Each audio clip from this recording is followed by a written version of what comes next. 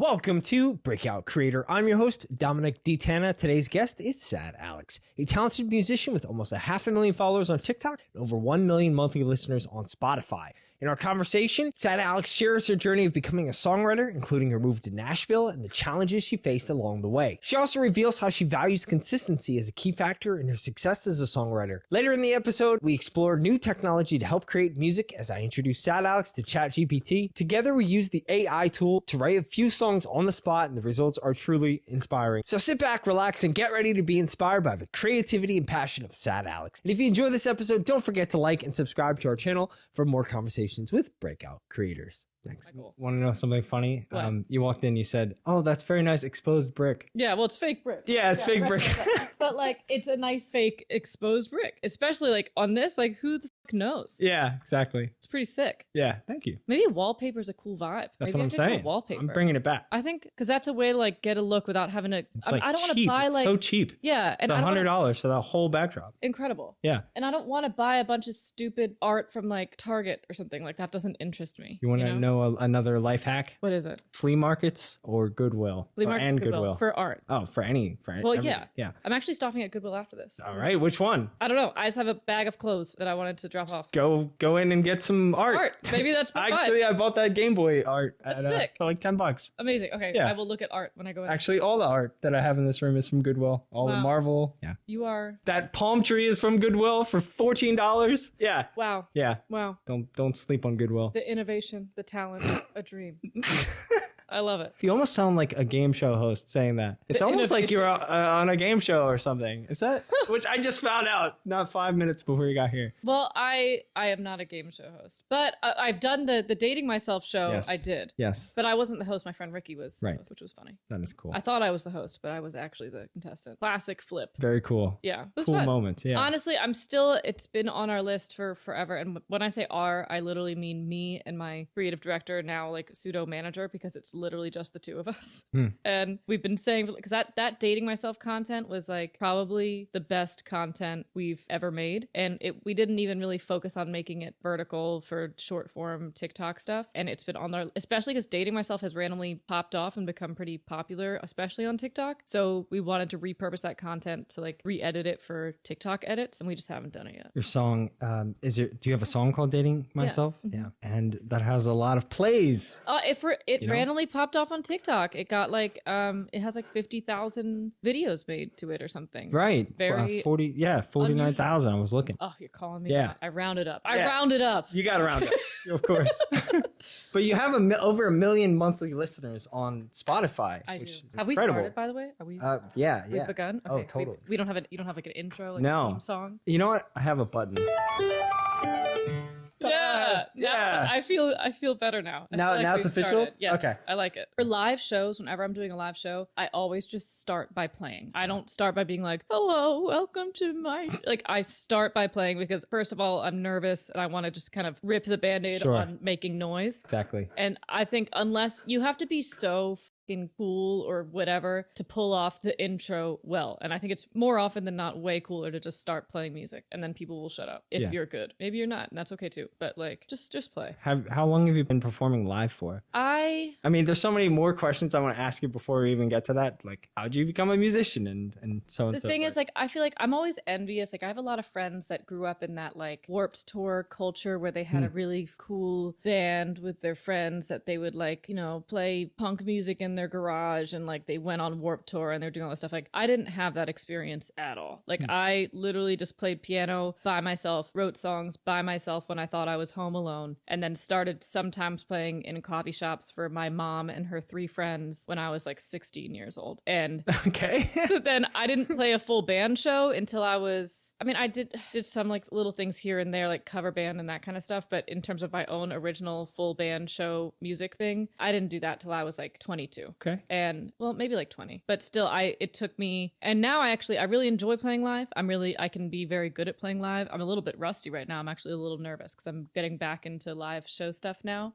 Last year I didn't do a whole lot of live stuff, just acoustic. And now getting my head around doing full band shows again, I'm getting a little bit nervous, but I'm excited. Because when I'm doing it, it's so fun. And when I have a set that I'm confident in, it just like, it feels great. But this time I'm going to be doing a totally new set and like, it's going to be an experience. But it'd be be good. Yeah. It'll be great. It's really fun. Okay, well, what I normally have been doing with my guests is I've been starting out here, which is your analytics on TikTok behind you. Oh, God.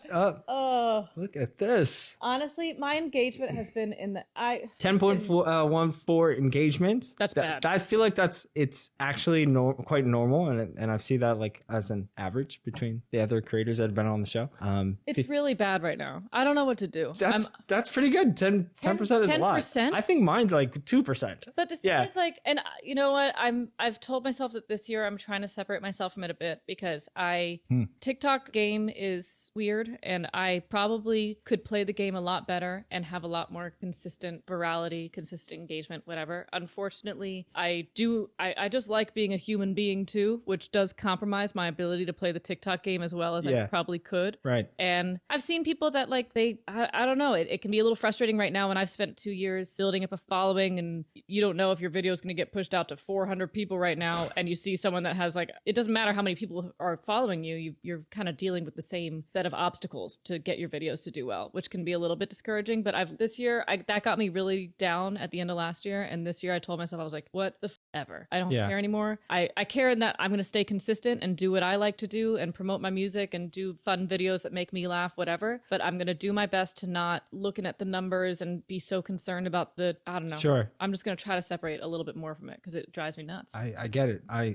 totally get it. Yeah. How long have you been on TikTok and social media? Like, when did you start growing your channel? Because you do have like 490,000 followers. So I wanted to talk to you about that and see how you grew your page as a musician, which I'm also a musician. I have no idea how to do that.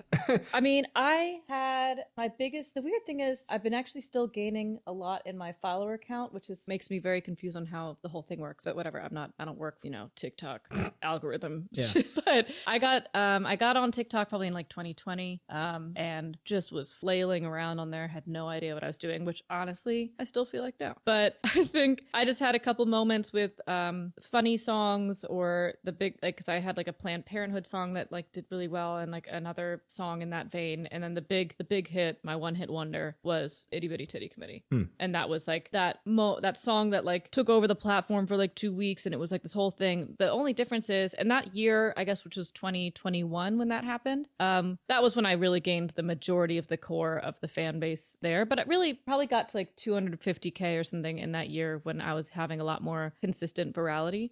And since then, it's just been a consistent slow burn growth, the road to 500K. 500 views a day, baby. I'm getting there. You know what I mean? Well, okay. So when you first started, how many times a day were you posting? Once a day? Sometimes more. I was never I didn't go to, sometimes I'll do multiple times a day, but for the most part, it was 1 time a day. And you talked about Planned Parenthood. You wrote a song around that. Yes. Okay. Now, were you kind of seeing like something happen online and then creating a song about it like in the same day? No, I wrote it about a real experience that happened to me. And okay. I think I just had this funny story in my head, and it started to create a little jingle, and I was like, let me just for fun write this song. And that was like your first viral? That was probably the first one. Cool. Yes. And then I can't remember what the second one was, but I think Itty Bitty Titty was like the third time or something that I'd had virality, and it was fun. Very cool. All right, cool. Yeah. So I want to know, let's see, can you tell us about your background and how you got started in music? Oh, my background. I'm from Delaware. Okay. The East Coast. I started when I was like 12. I was already playing piano and stuff. And then when I was 12, I started to have these kind of original song ideas, but I didn't really know what I was doing. And I was very, very protective over it, very sacred about it. And I really would only write when I thought I was home alone and no one could hear me. It was a very insulated thing. But I've heard now my family, they would sometimes, because there was a piano and there was a window and I could see when the car would come back. So I would be writing and then I'd see the car come back and I would like run to the couch and like pretend I'd been fucking watching TV the whole time.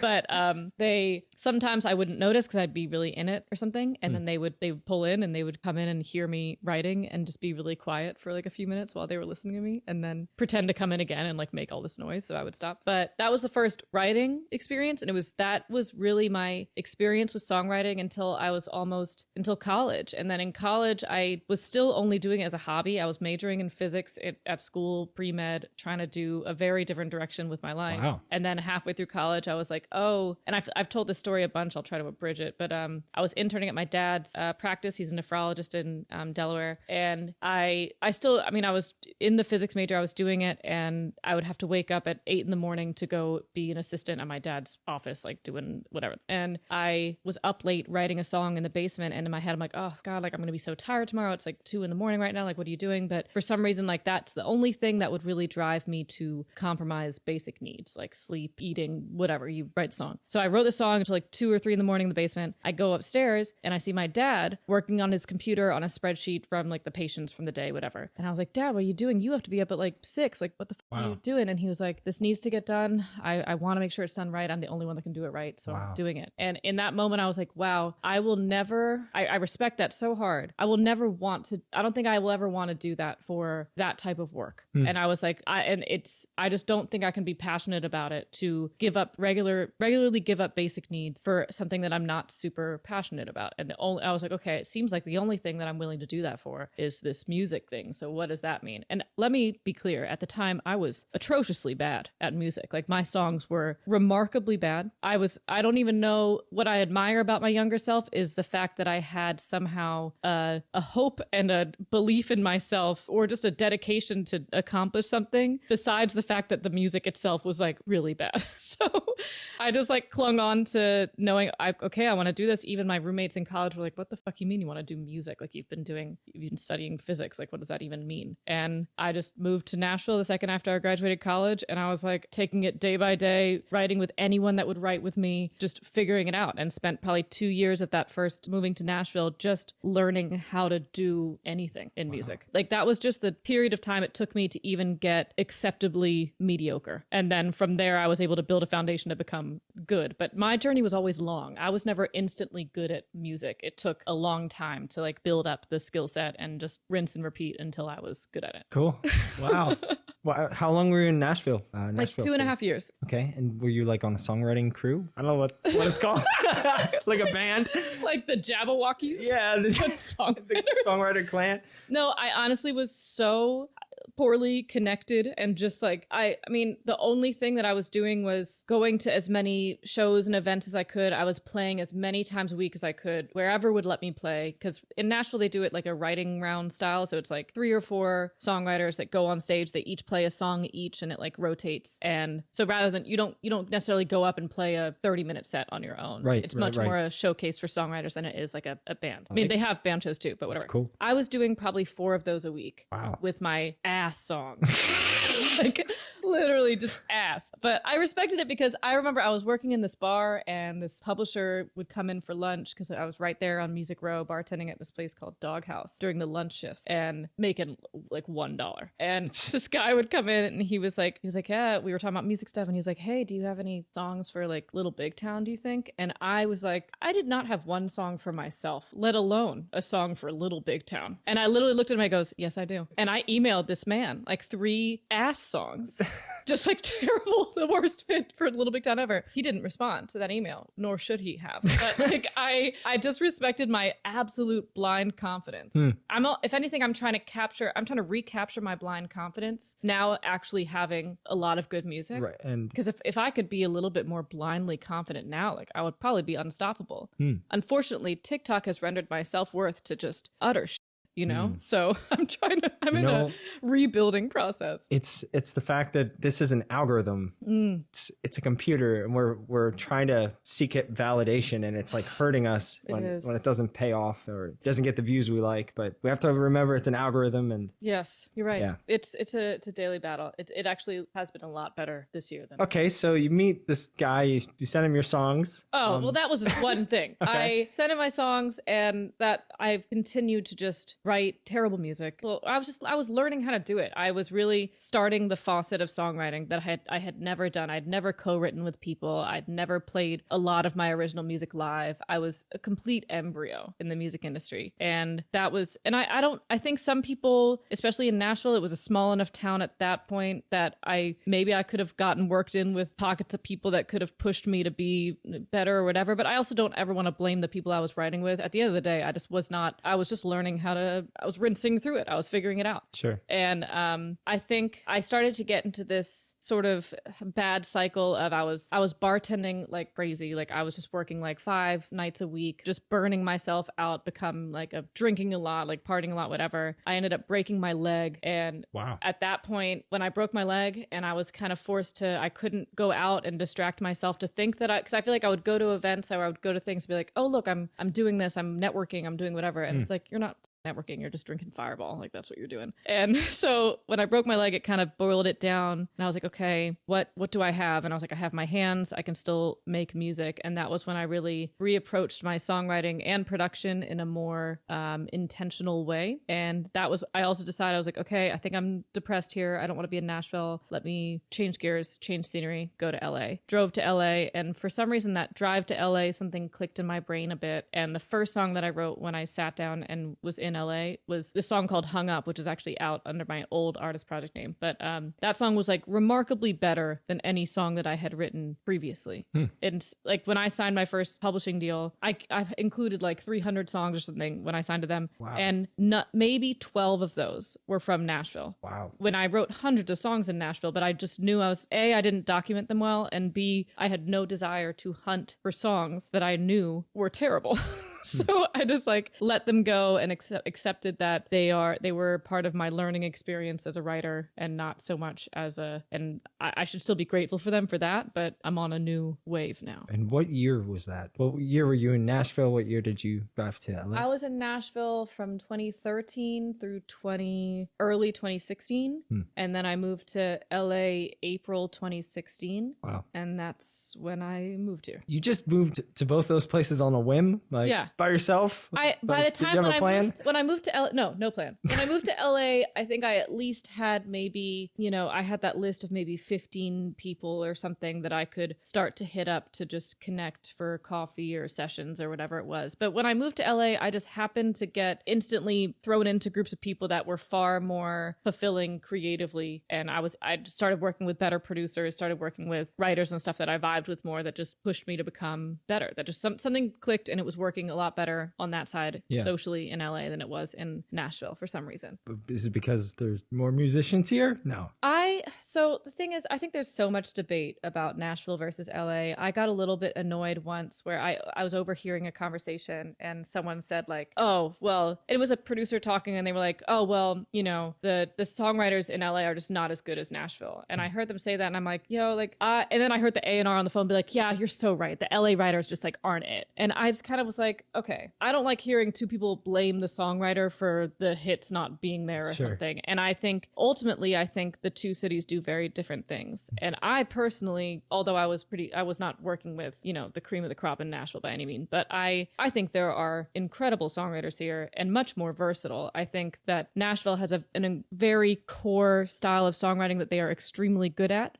But when you go there and you try to do pop music in Nashville, it is growing and it's a growing part of Nashville culture, but you still don't feel like you're able to do it as competitively here. And I feel very confident that if I'm trying to write my strongest song for my project, I'm going to feel way more confident working with collaborators here than in Nashville. That being said, I think I have a lot to learn from, there's a lot of writers in Nashville that I would love to work with because I'm sure it would push certain aspects of my writing forward. And at the end of the day, like, I don't even like trying to say that one is better than the other because it's breaking it down to, I don't know, these are people, these are writers doing things. And sometimes great writers write a bad song and sometimes okay writers write a hit and you don't, like, there's no rhyme or reason to it. So I don't like boiling it down to being like, well, Nashville writers are better and LA producers are better. Like, I think that makes it a little too black and white for me. Is there a similarity from like TikTok videos and their like randomness to go viral to like having a viral song, would you say? Yeah, I mean, because I think, and my friend and I were talking about this yesterday, like there are people that I can listen to their music and say, you know what, I don't like this.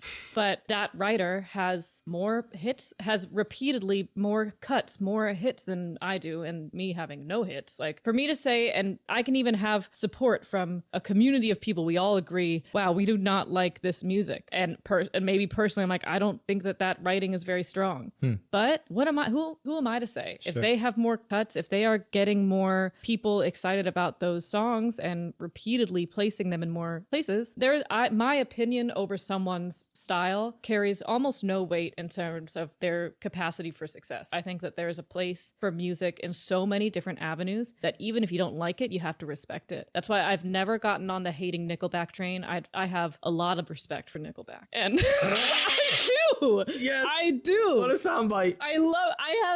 And I'll tell you why, because Nickelback, first off, their songs get a lot more hate than I think everybody knows. They've judged those songs too much. And you listen to like, this is how you remind me. And you're like, fuck, that's fucking hit. Yeah. Like it worked. And when I was bartending in Nashville, I was working at Rippy's right across the street from Bridgestone. And Nickelback was playing 2 shows back to back at the arena. Like they staffed the bars up like crazy, preparing for this really busy night. And all of the bartenders, we all said like, oh, this is so stupid. We're going to be so slow. It's Nickelback. Like what's going to happen? We were absolutely slammed. Wow. Like 5 deep at the bar, before the show, during the show, after the show. These fans, they came in hot. They came in hard, ready to rock, ready for photograph, ready for all of it. And I'm like, yo, I don't care how much you dislike their music. These guys just sold out 2 nights at an arena, fans singing every word to their song. That is a round of applause for me and respect.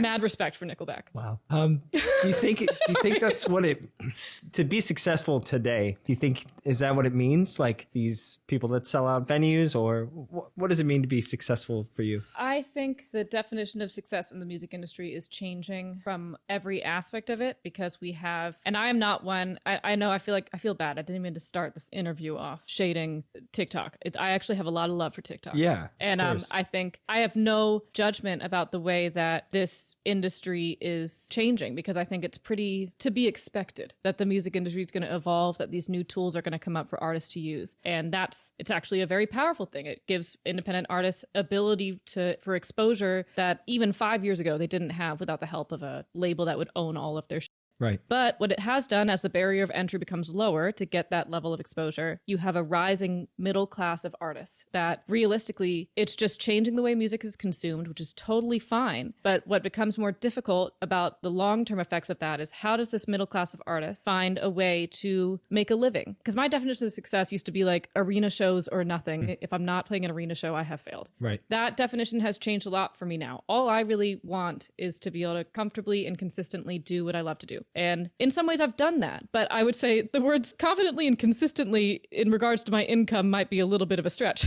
But I think most of the artists that I talk to that are in my shoes or a similar vein, we just want to be able to do what we love to do. It doesn't necessarily have to mean giant riches and 7 cars and all this stuff. It doesn't mean that. So how do we build a fan base or build a business that is capable of supporting that for a stretch of time, and that's not completely dependent on repeated virality and all of these things that we can't necessarily control all the time. Yeah. And the problem is the industry is still structuring that, because they don't know what to do either. So the industry still structures their deals to distribute the majority of the wealth to the top 5% or less of these artists. We're not building up new artists to step into those iconic artists' shoes by any means. We're not building up new Beyoncé's, Miley Cyrus's, whatever. Like we are, and that's okay. But then the way we structure these deals and the way we structure the distributed wealth of the music industry should probably change too. So rather than mega multi-million-dollar deals, why don't we stretch that amongst more artists so that more artists can survive and do what they want to do? Like an artist creator fund. And now Right?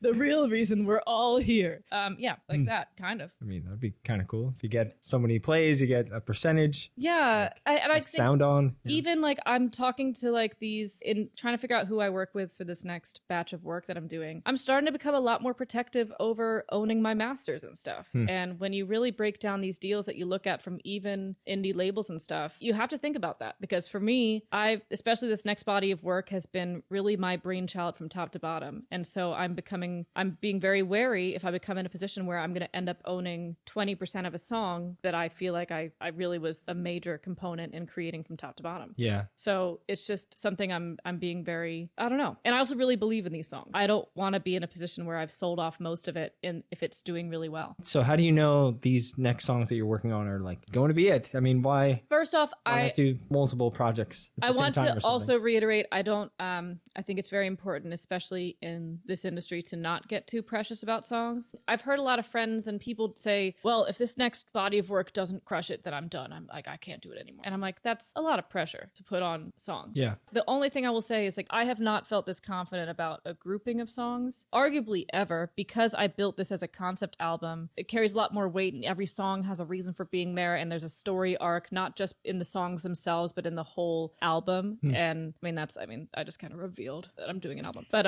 yeah. And also, I would not recommend that people do albums all the time in today's industry. But I do think if you have an idea to do one, then do it. Like, and don't be so precious about the songs, because you can make an album that you care about and then maybe make an EP later that you care about, or a single later that you care about. It doesn't matter. If you care about it, that's what matters. And then I think that's what's starting to translate to listeners more now. And I think listeners are starting to care about bodies of work again, even if it's on a different scale than it was 10 years ago. I think if you can create something that has a story that is compelling, that people can connect to, it's almost like there's no better time than to do it right now, when you can get a lot of people to, I don't know, watch and listen to that. What I've done is I've spent the last 3 years building this concept album that I've been doing. But in the meantime, I also have a lot of single songs that I care about too, which are all the songs that came out this past year were singles that I was excited about or that reacted well on TikTok or whatever it was. And also the first 2 songs that I'm putting out at the beginning of this year they're like those individual song babies that are able to keep momentum going, keep growth going. And then when I feel confident about plan to release this next body of work, I will do that. But I write a lot, so I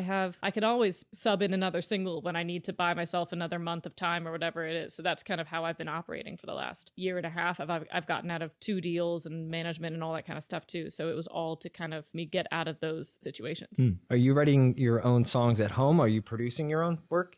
Yes, I do a lot of production. Or for a lot of the songs that I have coming up, it's been a lot of co-production. The next single that comes out, I might actually end up producing myself top to bottom. And I've been working with producing a lot of other artists recently too, which has been very cool. But what I try to do, I think I'm a good producer, but I still have a long way to go. And so my promise is always to just I never want to do a song a disservice by getting too selfish about producing it, especially for my own project. Like, I don't think I would have been remotely capable of producing every song on the next body of work that I have, but I can be very active in co-producing it, and I can choose a handful of songs on it that I do produce myself that are more achievable for my skill set, vision, etc. But eventually, like, I would love to get to a place where I feel confident enough to be like finisher on my own all the time, but it's a lot of pressure to put on yourself, and I try not to overdo it. Okay, so let's go back. So you're in LA, and are you doing those roundtables again here? No, they don't really have Might just make up names. Roundtables. It's not a Knights of the Round Table situation. Yeah. It's they don't have. I mean, I think they probably exist here, but there's not as many writers rounds. Right. I did do a lot more. When I first moved here, I started doing like full band shows or acoustic shows on my own, and I probably did that once every couple months. I would schedule a show on my own at some little venue in Hollywood or this or that, the other thing, and it was cool to get some more live experience that way. What I did notice though, a couple years into that, is that shows are expensive, full band shows especially, and I at a certain point I had to start thinking, especially financially too. I was like, okay, what am I actually getting out of these shows? At a certain point, I think there's a trade-off. I think it's really important to keep doing things and stay active and have opportunities live for people to come see you, but nothing feels worth trying to beg 20 of your friends to come see you play some like late set on a Wednesday night in Hollywood. Like, no one wants to do that. So I kind of stepped back from live and started only doing things that excited me, or like that I felt like were contributing a little bit more to the greater. Have you found any success live streaming on any platforms?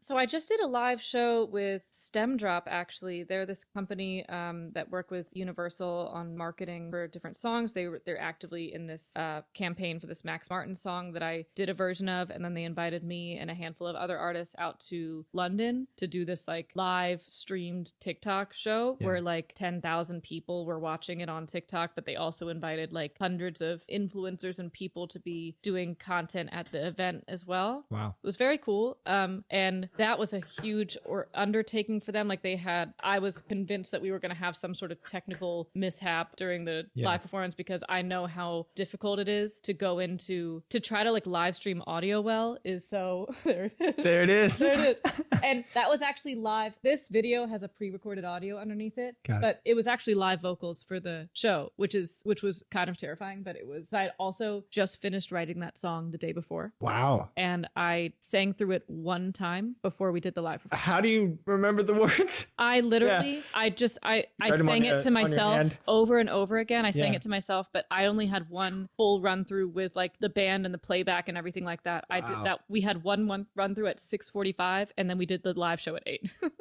It was very intense, but that's also come from like I typically like to over rehearse like crazy for live shows, and so in this instance, when I didn't have the opportunity to do that, I had to sort of trust. I was like, okay, I have been doing this long enough that I must imagine something will help push me through this, so I will deliver what I need to deliver, and it did.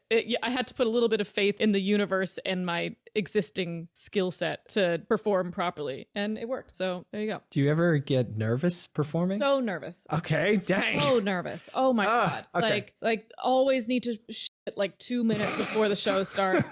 Like this fake ghost shit that doesn't actually exist. It's mortifying. I've done so much work with vocal warm-ups and stuff to not be pitchy when I sing live. Typically when I have a live show, I'm doing vocal warm-ups for weeks beforehand. In terms of preparing for a full big show, I'm training my voice like a goddamn marathon to be ready for, because I know that my voice, I lose about 30% of my pitch control and shit when I am singing live because of nerves. Okay. So I have to work extra hard to try and accommodate for that.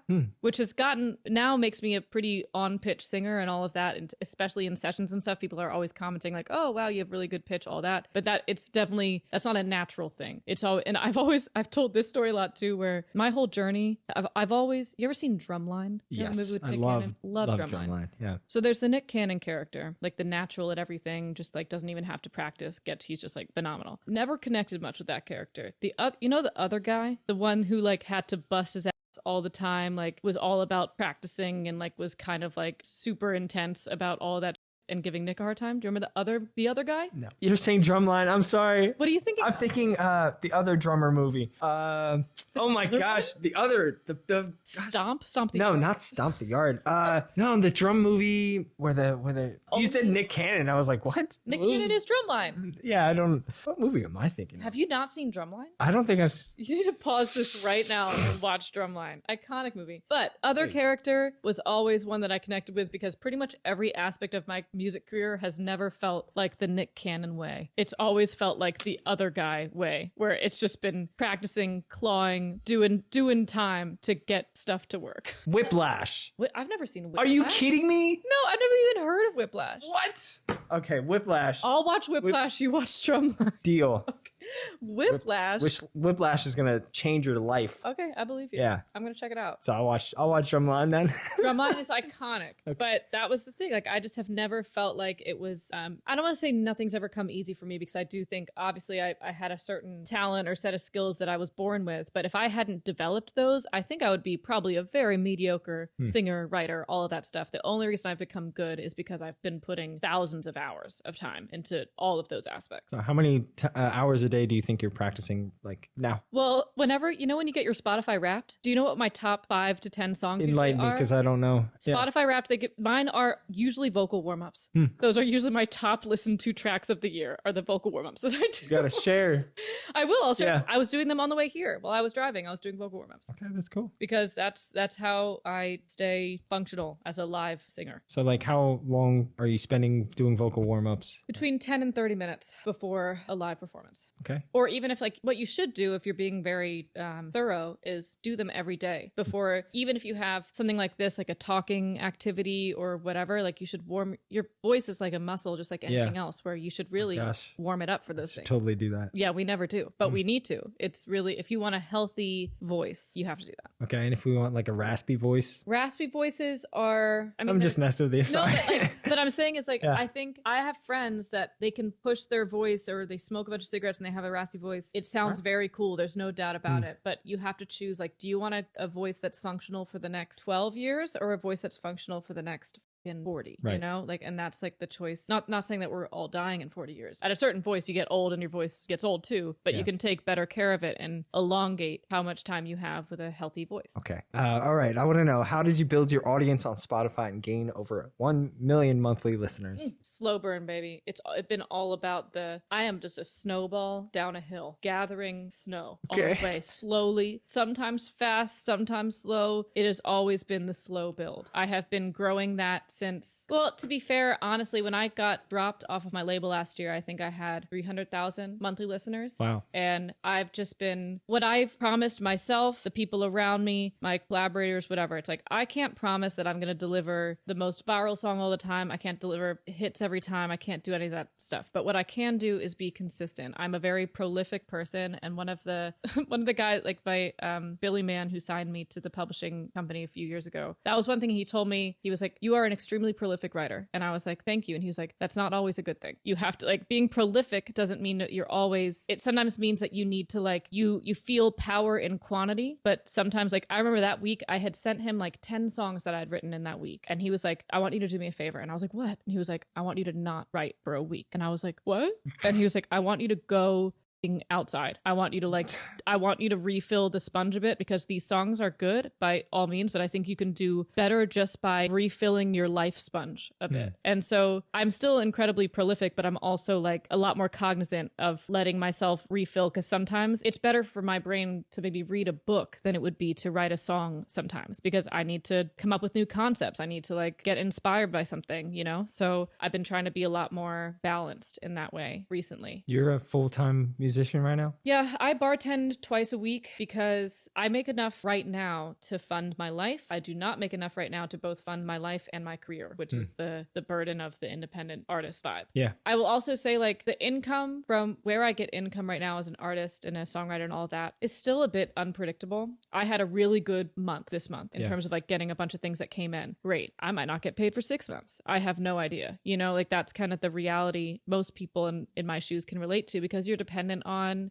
brand deals, you're depending on sync placements, you're dependent on producer fees, you're dependent on these things that may or may not come in depending on what you have going on. And a lot of them you don't have a whole lot of control over. Do you see the music industry changing at all? TikTok and YouTube and podcasts? Yes, in that, like, I think it's incredible that there are so many artists that are able to, I think from what I heard, this was just hearsay, but I'm pretty sure like Jake, who's obviously super hot from TikTok and everything right now, he just turned down a massive label deal because he's feeling a lot more power in staying, he's been independent this whole time. Yeah. Just making music with his brother. And that's incredible. Right. Like the fact that now I will say, like, that example, we can all say that example and be like, look how easy it is. It doesn't mean it's easy. There's also hundreds of thousands of people trying to do the same thing, which can make it hard to break through the noise on an app, on a streaming platform, wherever you're talking about. Yeah. Because 30,000 songs come out a day or something. I can't remember what it is. Whatever it is, yeah. But I do think there's a lot of power in that. And actually, that's the thing that I'm trying to be very wary of what I do, where I next sign, where I next combine with, because I think that there's a lot of power to being independent right now. It's not easy. I also think it's very scary to turn down big advances, and there's nothing wrong with signing a pub deal or whatever because you need money, like we need to survive. But if you can put that off and make things work, holding on to your ownership is like pretty tight.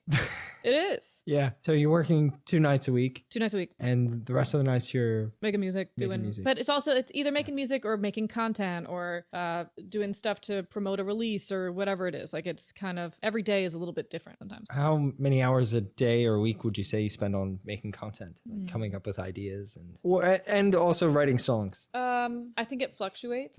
I think a video can take me anywhere from 20 minutes to 3 hours to make, top to bottom, or I'm doing a shoot with my creative director, content guy, and we will spend an entire 6-8 hour day shooting stuff.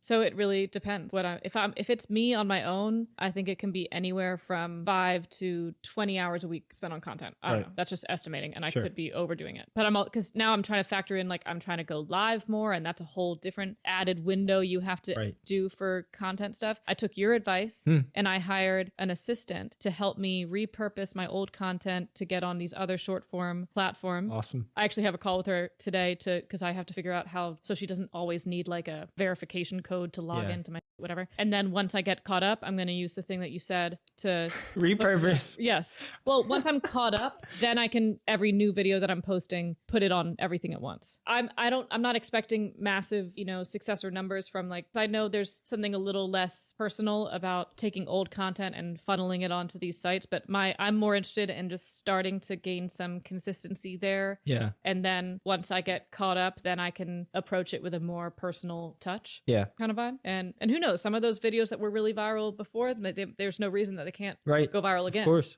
So that's the hope. Nice. Okay. And I like saying that I have an assistant. Yeah. I just like saying that. Yeah, that's cool. I have an assistant. I gotta call her later. That's cool. Did I tell you I have an assistant? No, you just told me now. Yeah, I have an assistant. How did you find your assistant? My assistant, she helped me build my Discord a little while back, and she did a really great job. And I put a thing on my Instagram stories about looking for an assistant because I don't have a manager right now. Yeah. I have my creative director, and he's stepped up in a lot of regards to be a pseudo manager, but management is not what he wants to do. We would much rather find someone who can more suitably manage. But in the meantime, there's a lot of admin work, detail work, content work that we're like, we are stretched a little too thin to do this. And so I was like, well, let's just hire someone for this project. And then maybe if it works out well, we can continue working on that capacity. And I posted this thing on my story, and I was actually shocked I had so many people reaching out, including songwriters, people that are very successful songwriters that have bigger cuts than me. They're like, what's this paid work you're talking about? And I was like,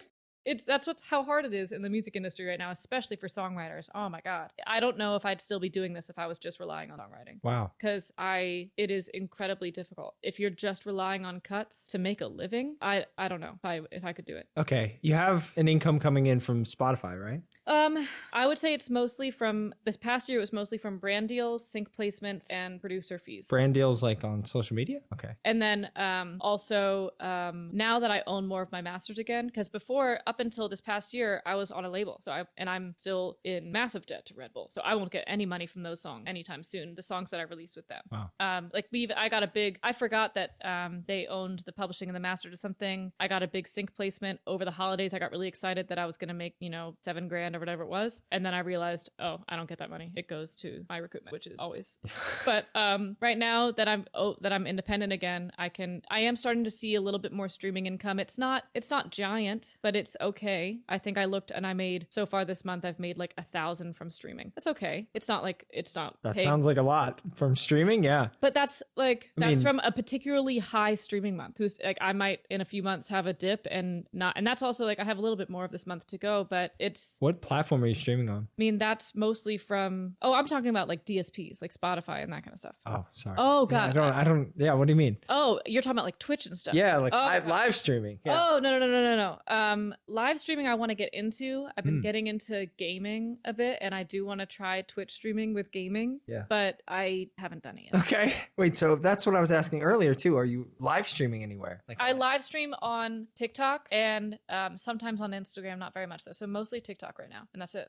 Okay. I actually have a live stream writing session tonight on TikTok that I'm doing with my friend Brayden. That's cool. Yeah. And I'll have something cool to share with you at the end. Oh, incredible. In about Please. 20 minutes on how we can improve that. Improve that thing. Yeah, make it way easy. Twitch has been on my list. I really need to just start carving out regular time for it and figure out a setup that works so I can game and that kind of. I don't know, but yeah, it's all very technical, and you have to if you're missing like one chord or something, it's annoying. Yeah. The audio flow is confusing. It's very confusing. Yeah. Actually, another guy, Jalen, was on this podcast. He helped me out. Wow. And I'll put you in a group with him after this. Phenomenal. Okay. All right. Can you share any particular memorable moments from your career so far? I played a headline show in September of 2021, right after that Itty Bitty Titty happened. And this was one of my first live shows that I'd done in a while.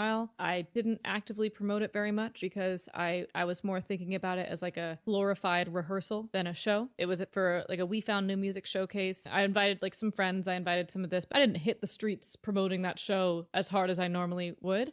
And I expected to maybe have 50 people in there. Genuinely, like I was like, I'm gonna have 50 people in there. Yeah. And we filled like 250 people in that room, a lot of which came from TikTok, from one not well performing post that I did to talk about this show. And people were singing every word to songs back to Wow. me. Someone approached me afterwards and he was crying and telling me how much this music has helped him through his parents' divorce and this breakup and all this stuff. That was the first time that I had real fans show up and fan moments like that. And so that really makes me want to nurture the live element of my artist project more. I think I fell off on that a little bit this past year, so I want to rebuild that. But that was probably one of the cooler moments, especially because I think the coolest moments are when you get to see your music connecting with people. Having big viral moments, it feels good in that quick little like validation sense, but that feeling goes away pretty quickly. And I think the moments with people stay a lot longer than like a quick little digital. Can you share any tips for aspiring musicians trying to build following? I think consistency. Consistency is my bread and butter. I can pretty confidently post like every day, or at least just like, I know I'm prolific, so I can release music once every few weeks. I know I can accomplish those goals. When you do that for a long enough amount of time, and if you are, I don't want to say if you're good, but you're good and you can do that like for a consistent amount of time, pretty much undeniably you will have growth, especially if you can just look from the bird's eye view for a second. It might not feel like growth in that moment, but if you look after a year of releasing music every few weeks, of posting stuff as much as you can, you will probably see growth. And I can't guarantee how much that is. You might fucking go off and have like crazy exponential growth, or maybe you'll have more of a slow graph. But either way, I do think that is the secret. And the times when people get too precious or too scared or too perfectionist about things and are too scared to just let things go is, I think, when the project suffers. Whether you're locked up with a label that's not letting you release because they want something to go viral first, or whether you're just embarrassed about numbers. And I do this too. I deleted a video 2 days ago because I was embarrassed and I took it down because I was like, oh, this number looks bad for me. And I've been trying to check myself when I have those moments of feeling like that, because I'm like, okay, first off, like, who cares? If someone's really looking at my page and is going to judge me for a video doing badly, like, that's stupid. And I need to let that go. But ultimately, like, that is, and for the most part, I just stay consistent and I post as much as I can and I try my best to separate from it and let it go. I think that's a great advice. Yeah. Easier said than done. Yeah. What pushed you past the hurdle of posting your first post? How do you share yourself, like your songs, and be vulnerable, when you're first starting? I have always been someone that kind of does what's necessary. And I actually resisted, I feel like I've resisted every new tool that's come along for a certain amount of time because I've had that millennial stubbornness about it temporarily. Okay. And that's one of my bigger regrets. I remember one of my friends turning me on to TikTok in like 2018 or 2019. Yeah. And I was like, and had I approached it more seriously then, I wonder what difference could have happened, but it doesn't matter. There became a turning point where it was pretty inevitable that like it was a major tool. And when I tell people, it's like, ultimately, the number one value of life is preserving the quality of feeling like a good, healthy human. And if TikTok truly does not allow you to feel that way, don't do it. And I stand by like anything that is going to push you to a dangerous place in terms of your mental health, or it just doesn't make you feel good fundamentally, don't do it. But if you can find a way to use it, the thing is, to approach doing music right now, it's like you're being given a giant marble block and you're being told to carve it into something. You're also given a set of hammers, and that's TikTok, live shows, Instagram, whatever the fuck. But there's a very limited set of hammers. So to actively resist a hammer when you've claimed your biggest goal is to carve this piece of marble into a sculpture does seem a little bit stubborn. But that being said, there are other ways to do it. It might be harder, it might be longer to create a career based off of the live show notoriety, or just streaming or whatever. It can still be done, but your windows are different than they are if you're utilizing social media, etc. But I don't want to say impossible. I have a couple examples of people that are still managing to build like really successful careers that aren't solely based on TikTok as their main tool. But I like tools. I use them. And I've had this conversation, like a couple people, my friend called me this week, and I think it's also important to remember that like the grass is always greener. Like my friend, he just got off tour with Sasha Sloan. He has great writing cuts, all this stuff. In my mind, he has so many things that I'm looking to achieve. And then he calls me asking me for TikTok advice. And he's like has a, booking agent and all these things that I'm trying to lock in for myself. And then at the end of the day, you're like, oh shit. We all have similar concerns, struggles, trying to figure out how to make this work. And honestly, I gave him the same advice that I'm saying right now. Yeah. I just was on his stuff like this morning, and he's seeing growth from just posting once a day. He has a lot of videos saved up from that tour, whatever, and live show content seems to be doing pretty well right now. And he's building. And I was like, sick. and Slim Dan doing it. Slim Dan. Slim Dan's great. Check out Slim Dan. Shout out Slim Dan. Okay. But like, there's always going to be things that you feel like you're trying to figure out or someone has better than you or whatever, but focus on the consistency and what you can control and you probably will see growth is basically it. Good. Very good. Sounded good. Yeah. You know, I find all the other creators that have a similar approach to it as far as like posting consistently and sticking to it and having the same mindset about. There's only a handful of creators I've seen that can get away with the posting every few weeks approach and have it work. Right. And typically those are creators that seem to have a pretty high overhead for what goes into their videos. Like one guy, he's this British comedian dude, and he does these very elaborate skits, clearly take a lot of filming, editing, costume work. Like it's a lot of work that goes into them, and they're usually like pretty high quality every time, and he posts like once every few weeks and keeps it going pretty well.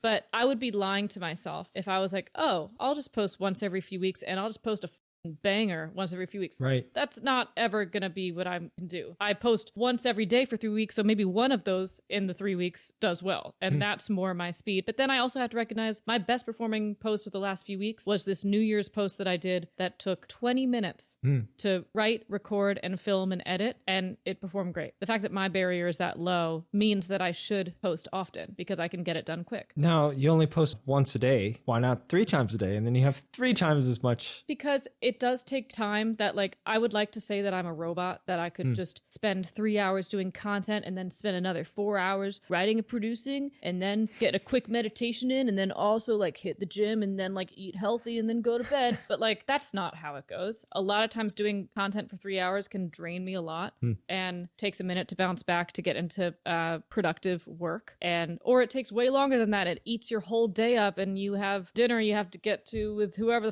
like things happen in life that doing content for it's hard enough for me. Not I would say hard enough, but like I've maintained a balance where I can do it once a day or whatever it is. Sometimes I post more than that.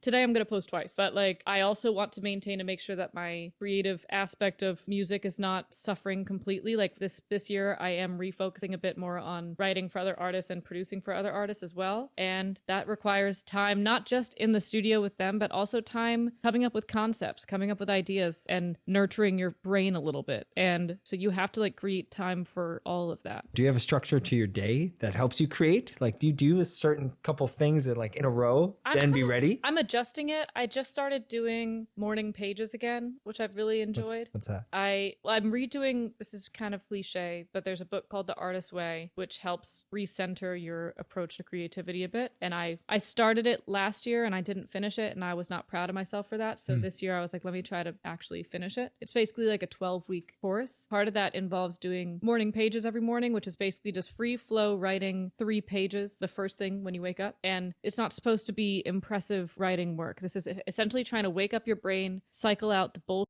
kind of whatever morning crap that's built up in there. Yeah. So that then hopefully when you approach your work, you have a little bit more of a cleaner, direct line to the good stuff to your brain is the hope. Okay. And also this book gives you writing exercises, activities, supposed to take yourself on a date once a week by yourself. Nice. Things to just like nurture your creativity back up. Because I have moments of feeling flat with that too. And to be honest, it's changed my approach to creativity, but like I'm in a relationship for the first time in 10 years and finding the way. Now I've written some incredible songs about this relationship, about love, about all these things. And that's what I want. I don't want to write the same song over and over again. I don't want to maintain a toxic lifestyle and just so I can continue to write these toxic negative songs.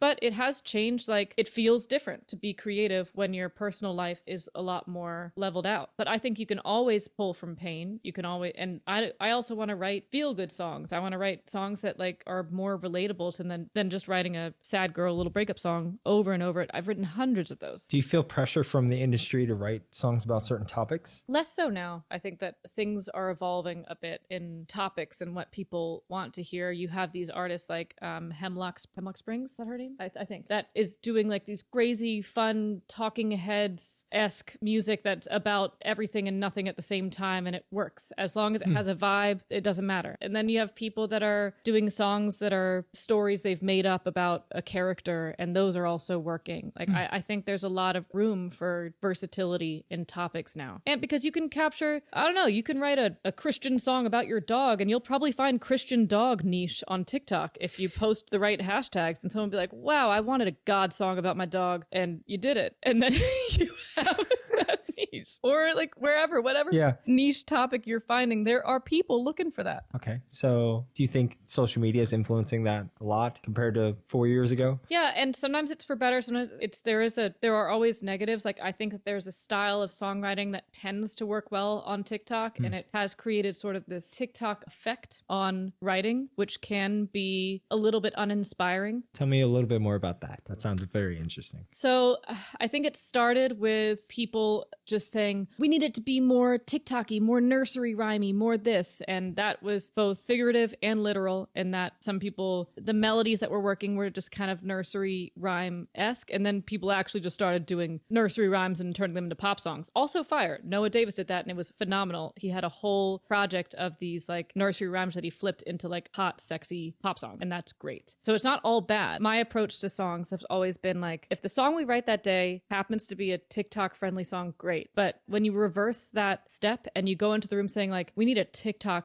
song today, that's a barrier that you put on the process that can be kind of detrimental. And I think it's a lot of weird specificity in lyrics and listing things, counting things, whatever, that people have deemed on TikTok to indicate is good songwriting. And some of it is.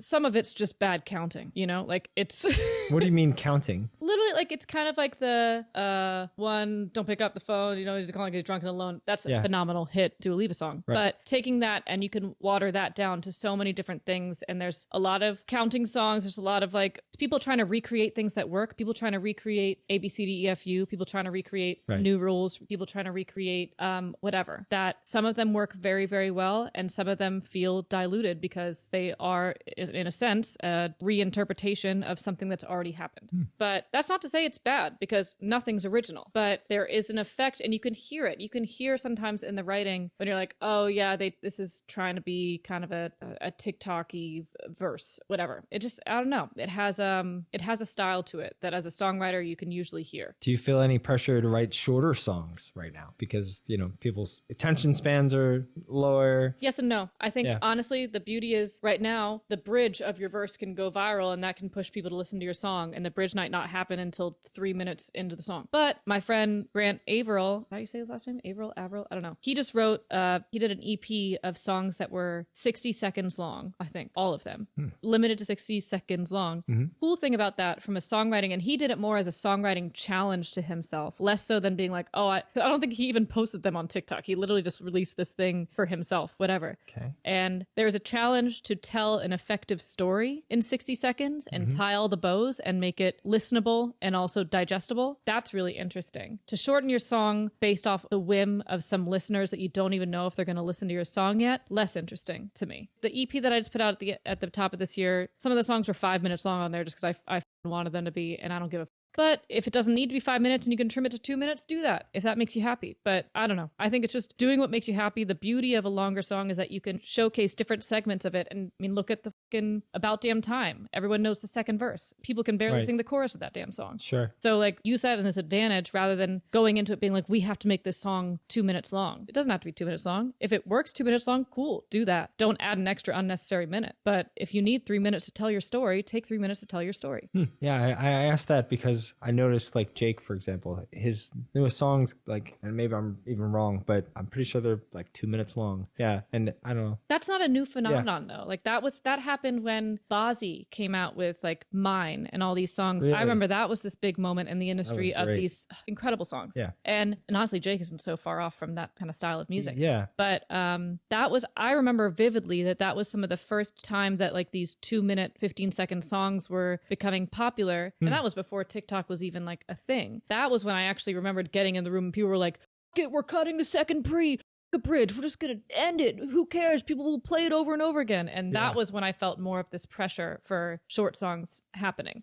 I just don't think that like the attention span argument doesn't make sense when people are only listening to a segment of the song anyway, you know? Because very rarely, like if they discover your song from a segment that they really like, they will listen to it until they hear that segment, you know? Right. They're not so much passive listener. Yes, of course. Like if you're a song put on a playlist on Spotify and it's not engaging the listener within the first 15 seconds or something, sure, you might get a skip. Some of these things have been used and abused a bit. The TikTokification writing, that sometimes something that in itself, in its core, was a very cool, clever trick, can be repurposed later to be like, oh, well, if we count down from 5, that's going to make this like more, because then we can pop a 5 on the screen and then a 4 and then a 3.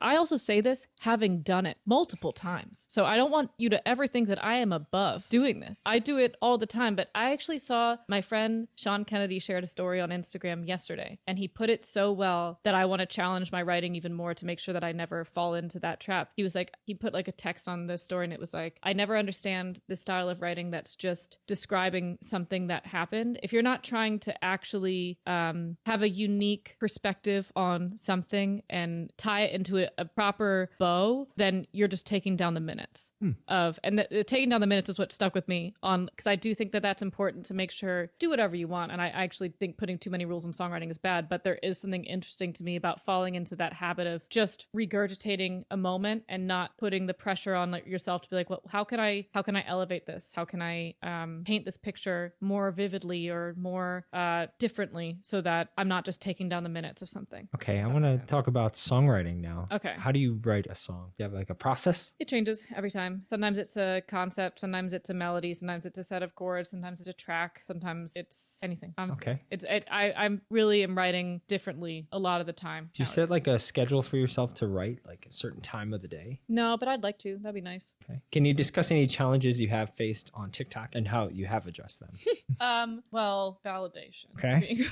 I think sometimes the burden of having virality also can affect your mindset when once you achieve, everyone's goal is to like make something go viral. The annoying part of that is once something does go viral, you kind of feel worse in the future when something doesn't because you've had it before. And so these big plans that you put into these marketing things for your song or money you invest into it, whatever, can all become a little bit disappointing and difficult when you're like, fuck, well, I had this happen before and I didn't even try as hard. Now I'm trying hard and it's not working. Like, what am I doing wrong? And then you see someone else going viral for whatever, like, and you're just like, what am I doing wrong? And then it really gets bad when you start posting and like just staring at like the numbers and like waiting for things to click and go. And that's where I got at the end of last year. And so I had to really like, I took a little bit of time off from it.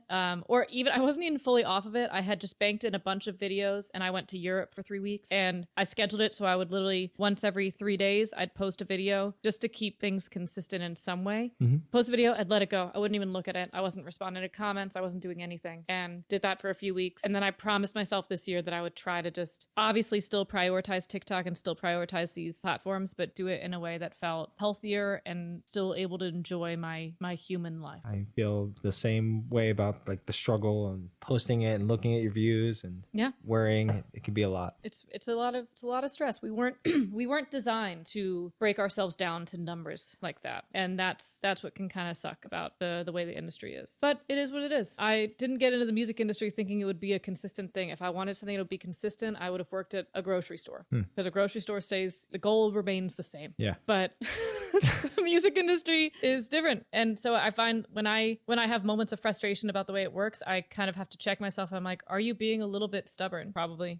You either accept this change or you don't and accept the consequences for not accepting that change. And those are kind of the tools you're given. Okay. Can you talk about any upcoming collaborations or partnerships you have planned on TikTok? I want to do more collaborations, especially with like comedy writers and stuff, like for funny songs. Okay. I don't have anything locked in yet, but like I really know some people. I want to work with like Good Boy Noah and like these guys that do like these funny, fun songs. Morgan J was just on this. Great. Yeah, like that kind of stuff. Like just because that would be fun, you know, and to be able to, whether it's writing a funny song about food or to like do whatever, or like I've been working with Dan Povenmire, working on stuff for his animated shows. And we to just do more things with people that I don't know, we can have fun in making a post together and it doesn't have to feel like a promotional thing. I did stuff with Jo, obviously, for our song that we put out. And I want to... Great song, by the way. What's Thank it you called? so much. Highest Expectations. Yeah. And that's actually that's a song utilizing TikTokification of the writing.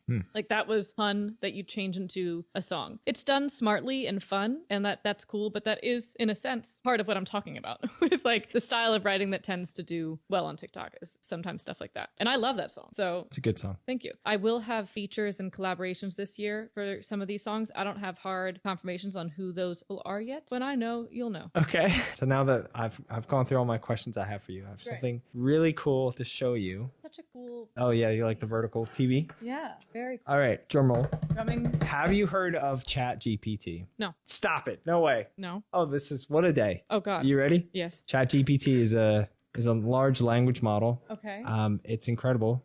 Check this out. Can you read this up here? What this says? I'll read it. It says, my guest today on my podcast is Sad Alex. She's an indie pop musician. She's written songs titled Room for You, Dating Myself, Rug Burn, New Heartbreak, and Buying a Sandwich. Can you suggest 5 other titles she might find useful? I typed that in, and this is what it printed out. It just pushed. This is AI. Right? This is AI. Okay. So it says Broken Promises, Empty Streets, Siren Song, Goodbye, My Love, Lonely Nights. What do you think? None of those? No. Really? I mean... Wait, talk to the mic.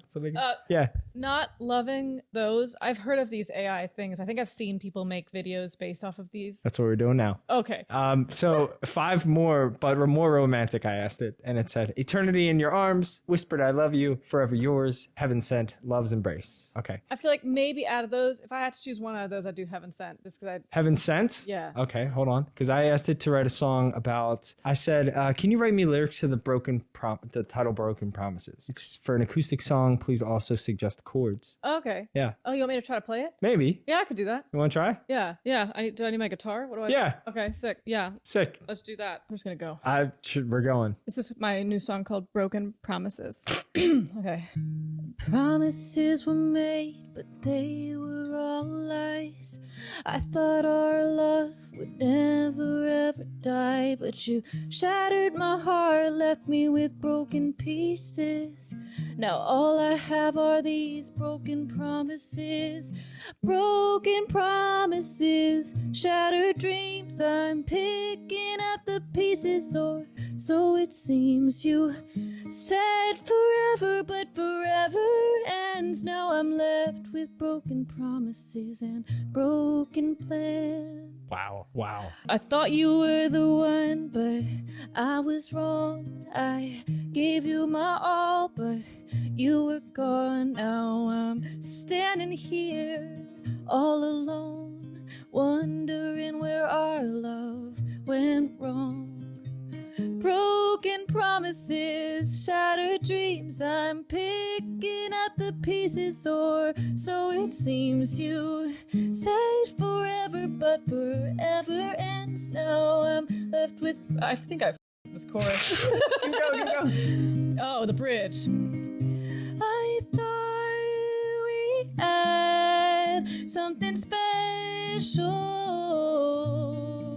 but you took it all away. You took it all away.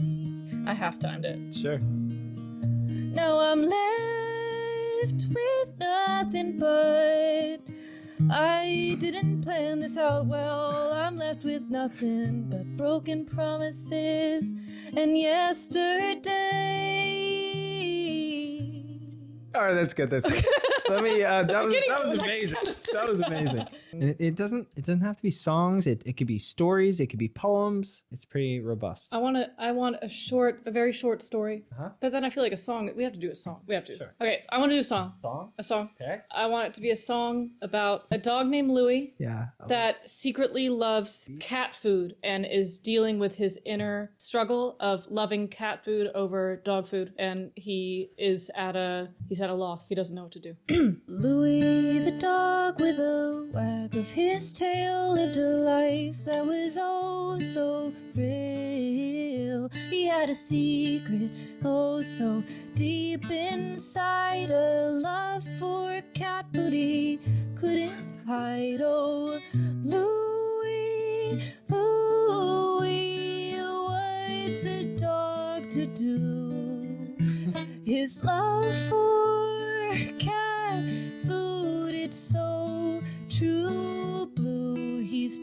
between his loyalty and his love for that feline delicacy. He sneaks around when no one's around, eating old cat food right off of the ground. He feels so guilty with every bite, but his love for it, it just feels so right. Oh, Louie, Louie, what's a dog to do? His love for cat food, it's so true and blue. He's torn between his loyalty and his love for that feline delicacy. I didn't get those chords. He's at a loss. He doesn't know if he should. I don't know if I like these chords. We're gonna go back to the outro. Yeah. Louie the dog with a wag of his tail is a life that is so frail, with his secret love hiding deep inside. He'll always love that cat food with pride. Louie the dog secretly loves cat food. What do you think? Not bad. Right? 5 seconds. Feline delicacy. I like that, you know? Pretty tight. So I might use that for when I'm feeling lazy about my funny songs, you know? yes. Yeah. I mean, I've seen people do that. It's pretty funny. Pretty sick. It's coming for our jobs. And Yeah. we already don't get paid for our jobs, so there you go. I think there's no reason why I mean, obviously AI is capable of writing a song, clear. But there is a human quality of writing songs that is hard to That's what I wanted to see your response and judge, see how you feel about it. All right. So yeah. To create a song, there's so many different nuanced parts of that, and that's what makes it difficult to like flow with it when you're reading lyrics that it just generated, because it's not thinking about, where you want melodies and flows to go. It's just kind of writing bars, which if you're stuck on some lyrics or rhymes, it might be a great idea to utilize it for that. Yeah. But I don't think it can get to the point of writing a song that feels good all the way through. Like on its first go, you think? There's going to be a small percentage of ones that probably work in that sort of folky sense that I was playing that like might work, but I don't think going to be able to consistently deliver. Also, those were pretty terrible songs. Well, I mean that they're just like they're very sterile songs, right? They don't feel like something you're going to listen back to any of those songs. probably Louie the dog. Maybe Louis was Yeah. kind of Louis Yeah. slaps, but Louis was a little bit more of a unique concept. Like the Broken Promises and Heaven Sent were a little bit more generic. Very generic. So maybe if you can get really specific about articulating the story you're looking for, but Can we try one more then Sure. with that in mind? and to say you are an expert songwriter. Yeah. I want you to write a pop song called I'm Glad That You Found Someone about missing your ex. I want a lot of wordplay and puns used in the lyrics. Is there any other details you talk about in song that we could give it? It's angry and filled with angst, with Okay. details about getting drunk and being unable to, like, drinking whiskey and being unable to sleep at night. Shit, I don't know. Okay.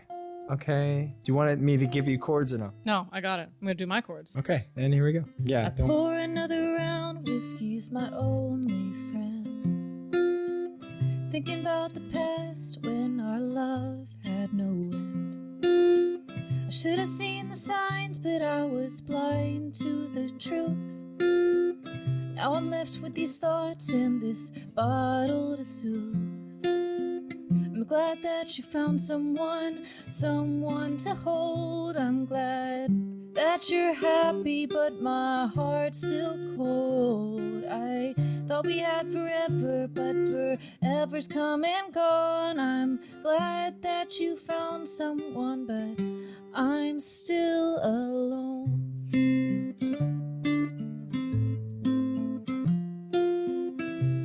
Okay.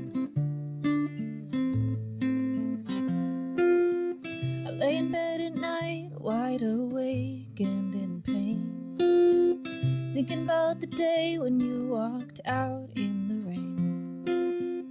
I thought you were mine, but you slipped through my grasp. Now I'm just a memory, a love that couldn't last. I'm glad that you found someone to hold. I'm glad that you're happy, but my heart's still cold. I thought we had forever, but forever's come and gone. I'm glad that you found someone, but I'm still alone.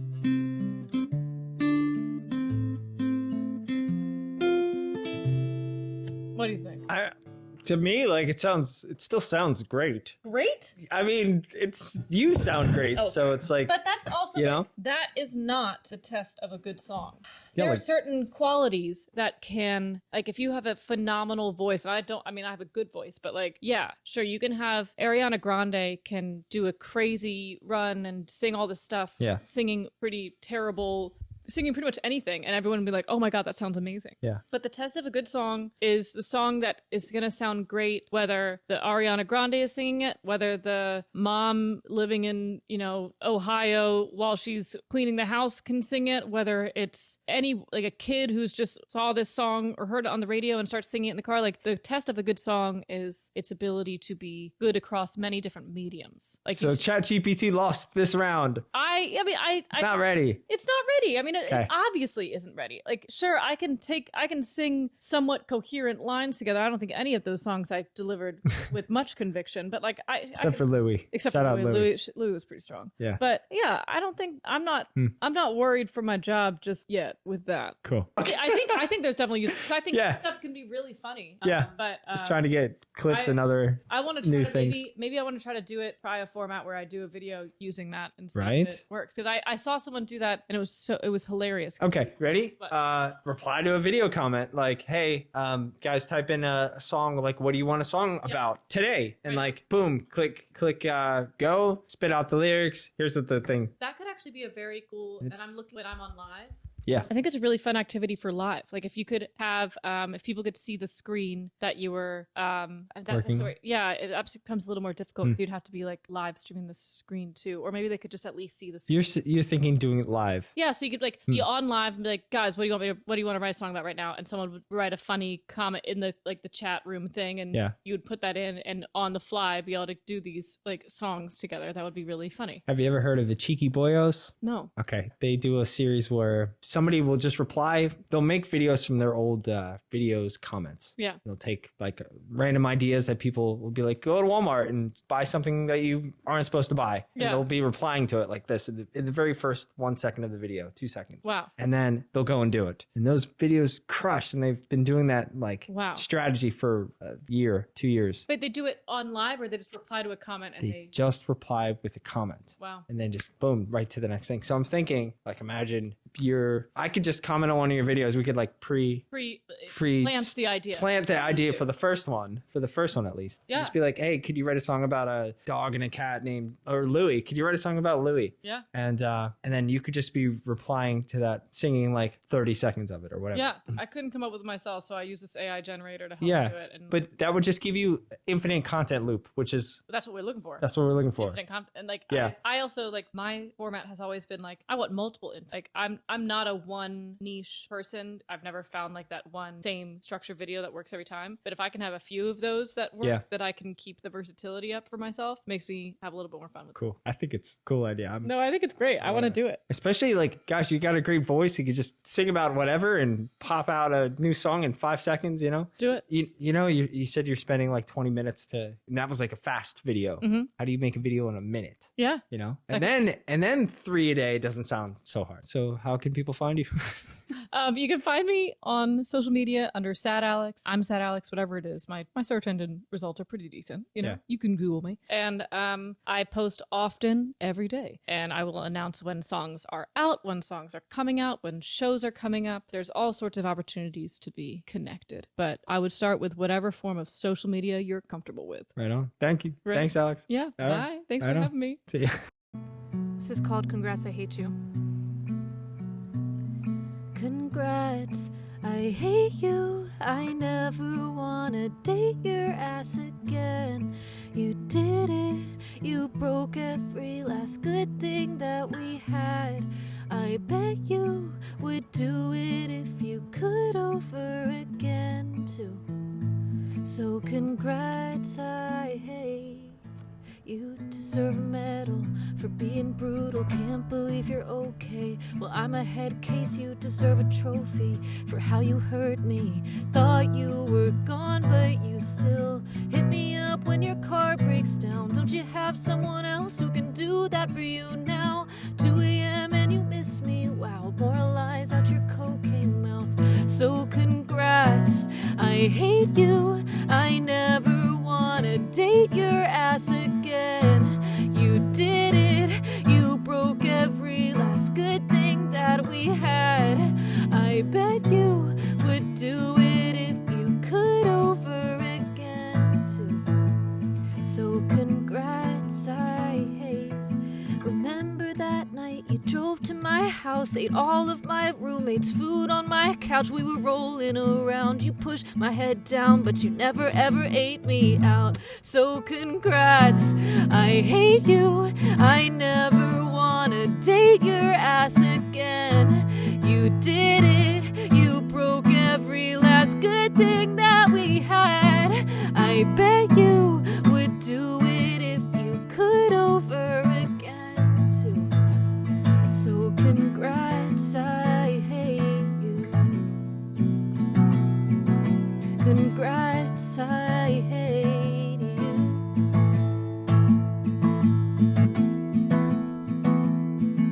Remember that night we went to that bar? You tasted real good when you kissed me real hard. Looked at me all sweet and so casually said, baby, don't count on me. So congrats, I hate you, I never wanna date your ass again. You did it, you broke every last good thing that